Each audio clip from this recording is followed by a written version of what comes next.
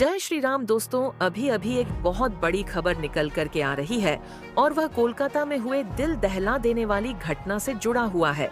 और यह जो जानकारी अभी निकाल के आ रही है, यह देखकर आपके पैरों तले जमीन खिसक जाएगी, क्योंकि जिसे अभी तक सभी लोग, पूरी दुनिया या यूं कहें कि अभी तक पूरे भारत के लोग जिसे आरोपी समझ रहे थे, वह तो आरोपी की जगह कुछ और निकाला और जो सच में बाद आरोपी है, उसको जानकर आपके पैरों तले जमीन खिसक जाएगी डॉ बिटिया के साथ। उस रात जो कुछ हुआ उसको देखकर और सुनकर भगवान ने भी सोचा होगा कि यह मैंने कैसे दरिंदों को बना दिया, जो अपनी वासना में बेटी के साथ वह दरिंदगी बेटी की दुर्गति कर रहे हैं, जिससे उनका परिवार जीवन भर नहीं भूल सकता।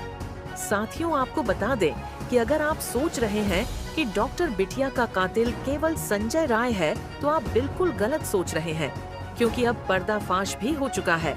आज हम आपको सबूत के साथ उस रात का सच बताएंगे जो आपने अभी तक नहीं सुना, और न ही आपने ऐसा सोचा होगा, क्योंकि असली सच जिसे सुनकर आपके होश उड्डे हट जाएंगे और आप यह सोचने पर मजबूर हो जाएंगे कि अरे, या आखिर इतना बड़ा खेल कैसे रचा गया।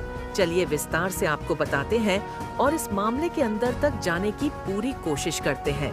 पर इससे पहले अगर आप चाहते हैं कि डॉक्टर बिटिया को इंसाफ मिले, तो कमेंट में वी वांट जस्टिस जरूर लिखिए।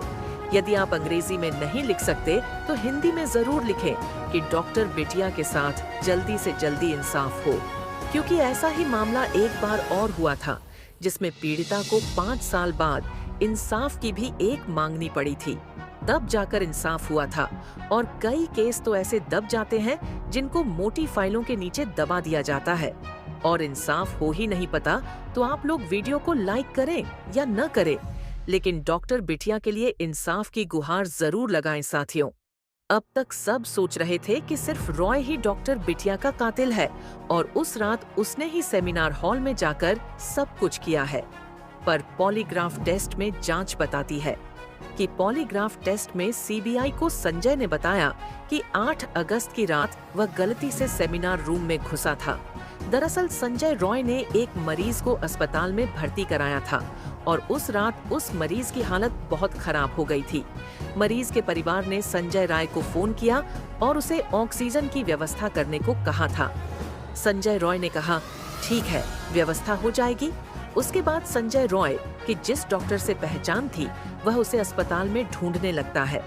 पूरे अस्पताल में इधर उधर देखने लगता है ताकि वह ऑक्सीजन की व्यवस्था कर पाए, लेकिन वह डॉक्टर उसे नहीं मिल रहे थे। जब डॉक्टर उसे नहीं मिले, फिर वह उसी डॉक्टर को ढूंढने के लिए उस रात 3rd फ्लोर पर गया और वहाँ भी उसी डॉक्टर को ढूंढता रहा, पर वह डॉक्टर वहाँ भी नहीं थे। फिर डॉक्टर को ढूंढता हुआ उसी 3rd फ्लोर के सेमिनार हॉल में जाता है, और जब सेमिनार हॉल में जाता है तो देखता है कि वहाँ डॉक्टर बिटिया की बॉडी पड़ी थी। उसने डॉक्टर बिटिया के शरीर को हिलाया, लेकिन कोई मूवमेंट नहीं हुआ। उसने उसे छुआ और उठाने की कोशिश भी की, लेकिन फिर भी डॉक्टर बिटिया के शरीर में कोई मूवमेंट नहीं दिखा। ये सब देख संजय रॉय घबरा गया और वहाँ से भाग निकला, और यही भागते वक्त किसी चीज से टकराकर वह लड़खड़ा आया और उसका ब्लूटूथ डिवाइस गिर गया। संजय रॉय ने बताया कि वह डॉक्टर बिटिया को पहले से नहीं जानता था, और जिस रात वह अस्पताल में आया, उस रात अस्पताल के गेट पर कोई सिक्योरिटी नहीं थी, कोई सिक्योरिटी गार्ड नहीं था, और न ही किसी ने उसे रोका। और यहीं से यह पूरा केस एक नए मोड़ पर चला जाता है, और पता लगता है कि कई लोग हैं जिन्होंने इस घिनौनी साजिश में अपने अपने हिस्से का पाप किया, जिसमें यह 5 लोग गिरफ्तार हो चुके हैं। आइए एक एक कर सबके कुकर्म को देखते हैं, आपको सब कुछ बताते हैं। तो सबसे पहले शुरू करते हैं किरदार नंबर 5 से, विप्लव से। हम जो भी खुलासा हुआ था कि इस अर्जी मेडिकल कॉलेज में कुछ ऐसा था जो डॉक्टर बिटिया जानती थी, और जिन लोगों को डॉक्टर बिटिया से डर लग सकता था, उनमें यह विप्लव सिंह सबसे ऊपर है। मतलब डॉक्टर बिटिया इससे डरती थी। विप्लव अस्पताल में हुए भ्रष्टाचार के मामले में सहारोपी है और मां तारा ट्रेडर्स का मालिक भी है। इस मामले में FIR भी मां तारा ट्रेडर्स के नाम से दर्ज की गई है। बताया जा रहा है कि इसके पिता मेडिकल कॉलेज में काम कर चुके हैं। उसने अपने ही पिता के संबंधों का फायदा उठाकर पहले अस्पताल में पोस्टर बैनर बनाना शुरू किया, फिर दवाइयों की सप्लाई का काम शुरू कर दिया और धीरे धीरे आगे बढ़ता चला गया। अब आपको बताते हैं किरदार नंबर 4, सुमन हाजरा और संदीप घोष का हमराज। और खास आदमी अगर कोई है तो वह है सुमन। हाजरा अस्पताल में मटेरियल की सप्लाई का काम करने वाला सुमन हाजरा और संदीप घोष बहुत अच्छे दोस्त हैं कि आपस में काफी अच्छा तालमेल रखते थे हैं। ये सरकारी दवाओं से लेकर मेडिकल उपकरणों की खरीद करके उन्हें दोबारा बाजार में बेचने का काम करता था। इसकी हाजरा मेडिकल शॉप के नाम से दुकान भी है, मतलब इसने खुद की शॉप भी खोल रखी थी। सुमन और विप्लव कोलकाता शहर के एक ही मोहल्ले में रहते हैं। ऐसे में शक है कि डॉक्टर बिटिया सुमन हाजरा के काले कारनामों को जान चुकी थी और जल्द ही कोई बड़ा खुलासा करने वाली थी। इसका उसे काफी डर बना था। अब बात करते हैं किरदार नंबर 3, अफसर अली खान। संदीप घोष के लोगों में से एक नाम अफसर अली खान का भी है। अस्पताल के पूर्व उपाधीक्षक डॉ अख्तर अली ने बताया था कि संदीप अपनी सुरक्षा में प्राइवेट सिक्योरिटी रखता था। इसमें संजय राय के साथ साथ कुछ अफसर भी बाउंसर का काम करते थे। ऐसे में संदीप घोष के संजय राय से इतनी नजदीकियां कुछ न कुछ राज छुपाए बैठी थी, इसलिए इन्हें भी गिरफ्तार कर लिया गया है। किरदार नंबर 2, संदीप घोष। संदीप घोष तो वह आदमी है जिसने लावारिस शवों को भी नहीं छोड़ा, यह उन्हें भी बाहर बेच देता था। अब संदीप घोष गिरफ्तार भी हो चुका है और न जाने कितने सच छुपा बैठा है। डॉक्टर बिटिया की इस हालत का जिम्मेदार संदीप घोष भी है।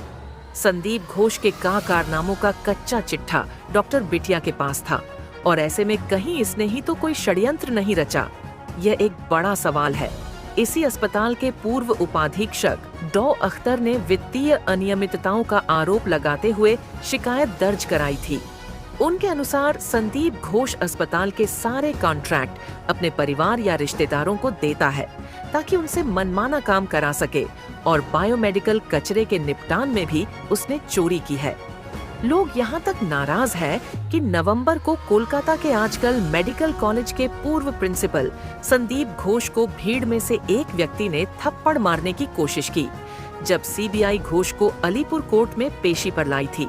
प्रदर्शनकारियों ने घोष को देखकर चोर चोर के नारे लगाए और फांसी देने की मांग की। किरदार नंबर 1, संजय राय। कोलकाता में हुए डॉ रेप और मर्डर केस में संजय राय मुख्य आरोपी है। अब तक की जांच में यही सामने आया है कि इसने अकेले ही इस खौफनाक वारदात को अंजाम दिया है। सीबीआई के पास इसके खिलाफ 53 से ज्यादा सबूत हैं, जो कि उसके गुनाहों की चीख चीख कर गवाही दे रहे हैं। यह फिलहाल न्यायिक हिरासत में है। कोलकाता पुलिस ने इसे वारदात वाले दिन सुबह ही गिरफ्तार कर लिया था, पर अभी भी यह अलग अलग कहानियां सुना रहा है। चिंता की बात नहीं है। सीबीआई सबको ठोक पीट कर सचमुच से बाहर निकलवाना बहुत अच्छे तरीके से जानती है। प्रदर्शन कर रहे डॉक्टरों का आरोप है कि पुलिस ने रेप मर्डर केस की जांच में शुरू से ही लापरवाही की है। उन्होंने पुलिस कमिश्नर गोयल की तस्वीरें हाथ में लेकर उनके इस्तीफे की मांग की। बीबी गांगुली स्ट्रीट पर रोके जाने के बाद डॉक्टरों ने पुलिस कमिश्नर का पुतला भी जलाया। धरने पर बैठे एक डॉक्टर ने न्यूज एजेंसी पीटीआई से कहा, हमें नहीं पता था कि कोलकाता पुलिस हमसे इतनी डरी हुई है कि हमें रोकने के लिए 9 फीट ऊंचा बैरिकेड लगा देगी। हमारा आंदोलन तब तक जारी रहेगा जब तक हमें लाल बाजार पहुंचने और कमिश्नर से मिलने की परमिशन नहीं जाती। हम तब तक यहीं बैठे रहेंगे। कोलकाता हाई कोर्ट के पूर्व जज और मौजूदा सांसद अभिजीत गंगोपाध्याय सोमवार 2 सितंबर को प्रदर्शनकारियों को समर्थन देने के लिए विरोध स्थल पर पहुंचे। हालांकि डॉक्टरों ने उन्हें देखकर हंगामा कर दिया, साथ ही गो बैक के नारे लगाए। इस पर भाजपा सांसद ने कहा कि उन लोगों ने मुझे गलत समझा है। मैं यहां आम नागरिक के रूप में उनका साथ देने के लिए आया हूं। मैं उनके खिलाफ नहीं हूं। गंगोपाध्याय ने पुलिस कमिश्नर से भी डॉक्टरों से मिलने की अपील की। उन्होंने कहा, कमिश्नर क्यों नहीं आ रहे? ये प्रदर्शनकारी डॉक्टर है, गुंडे नहीं है। नए कानून के हिसाब से क्या कोलकाता के दोषी को 10 दिन में फांसी हो जाएगी?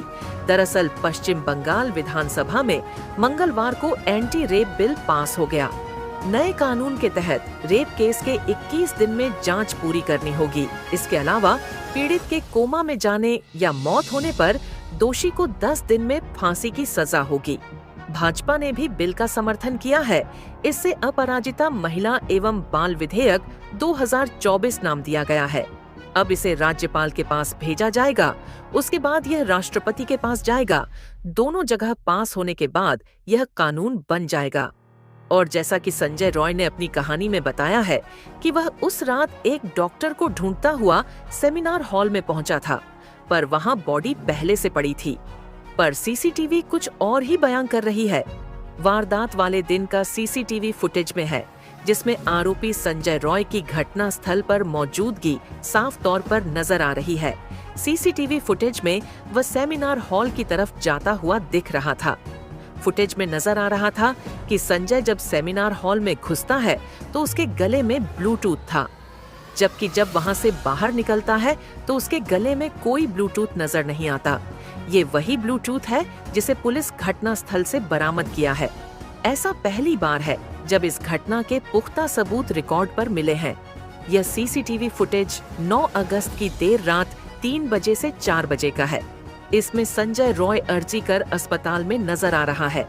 इस सीसीटीवी फुटेज के आधार पर ही संजय को गिरफ्तार किया गया है। साथियों, आपको क्या लगता है डॉक्टर बिटिया का असली कातिल कौन है? कमेंट में जरूर बताइए दोस्तों, और हम डॉक्टर बिटिया को इंसाफ जरूर दिलवाएंगे। बस आप लोग साथ से हमारा जय हिंद जय।